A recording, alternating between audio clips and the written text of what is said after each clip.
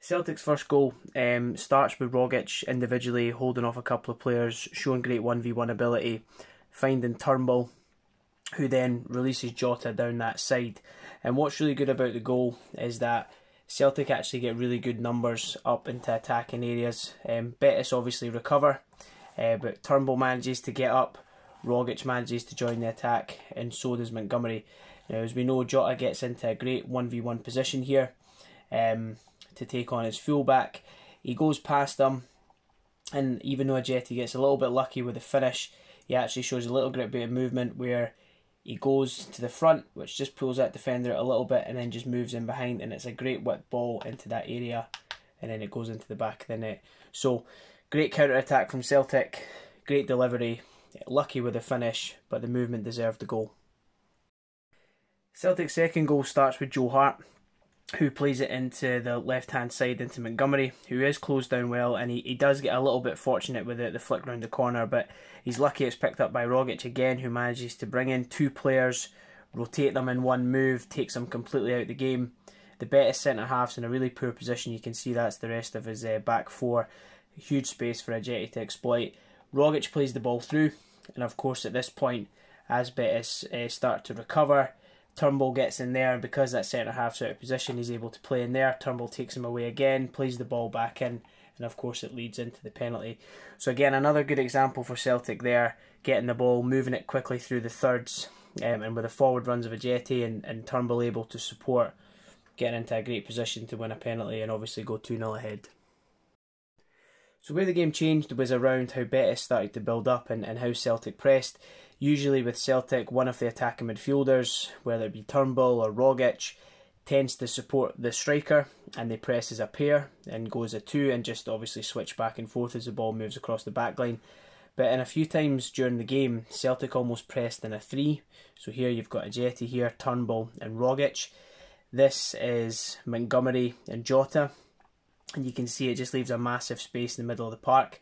The two holding midfielders for Betis, this is Canales here and Guardado here, he drops into the fullback position. Now what that does is allow the fullback to push higher, and it means that Wanmi and Joaquin can now get inside the centre-halves and the fullbacks and essentially pin them back, and then Fekir can have a bit of a free roll in here, and Soro's got quite a lot of ground to cover. And that's really how one of the very initial chances goes before it eventually leads to the corner and the goal.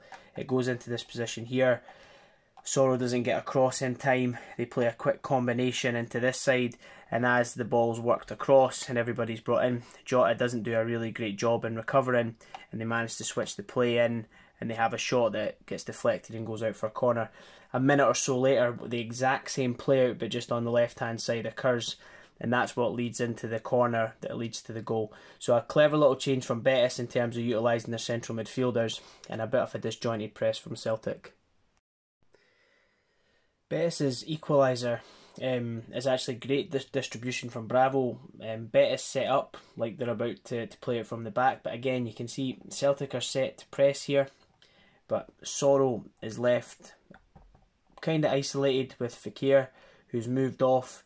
You can see how Celtic are there. We've got Jota, we've got Rogic, Montgomery, Turnbull, Ajeti.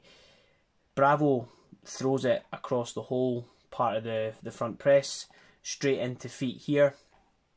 He's able to work it wide into this area, and then of course at this point there's not a huge amount of pressure coming off, and it is a very well timed run into the back. I think no matter what happened in this position here, when the players recovered, he was going to score, but Ralston does switch off a little bit, and he's too late to recover for the run, trying to play offside, and then obviously it's a simple tap in. But it just shows you that press that Celtic do can be exploited just by the right type of longer pass into the right area, and if you've got players that are able to control the ball, bring it down, and then attack down the wings, it does leave Celtic a little bit vulnerable. As you can see, 6 players were almost taken out with the one throw. Now before Betis got the third goal, Celtic actually get a bit of a warning where Canales is on the ball in here, and there's just not a lot of pressure from Celtic, and then they're not in a particularly great shape. He's on the ball in the centre of the park. I think Rogic makes a move towards him. He plays it into the centre half, who plays it wide to Miranda. And again, Jota's too far away to meet any pressure. Wanmi's stayed quite close to Ralston, and because they've got Iglesias and Fekir in these positions here, it means that Ralston can't really push out into that area. But as soon as Miranda gets it, these guys start moving across here and moving into that area, and he flashes a ball right across the goal that one of the players just about gets onto. And actually it's from exactly the same movement, the ball going from left to right and then being worked back across the side, that Betis get their third goal. So Betis' third goal actually stems from a Celtic win in the middle of the field. They attack it, Ralston gets dispossessed down here, and Betis break, but then they slow down the attack as they get into the sort of final third. One of the big problems, first of all, is that in chasing the ball back and recovering, this is Jota's positioning in here beside Montgomery. Betis obviously regain control of the ball and they move it into the centre of the park, which of course leaves a massive space on the right hand side. This is Guardado in the middle just now, and Canales, who was sitting in a 2 with him, is pushed on, and you can see Celtic back here. Again, they've got 4 players in here. Sorrow's really deep in beside the centre backs, and Ralston again has been pinned in this position. And in terms of the goal, it gets played wide into Miranda. Rogic comes out. Ralston starts to move out into this position as you would expect. And for me, Sorrow really needs to track that run of Canales. He just gets a simple pass down the side. Even when Sorrow gets across, the way he positions himself and the way he tries to block the cross isn't, for me, good enough. He doesn't really get close to him at all. He turns his back on it as well. And again, from Iglesias, it's a really nice bit of movement across the front. Although, when the ball's whipped into that area there, it's a great finish. But again, could the centre-halves have done a bit more to stop that and get blocks in the front, especially Carter Vickers at the front, who could have maybe blocked the cross.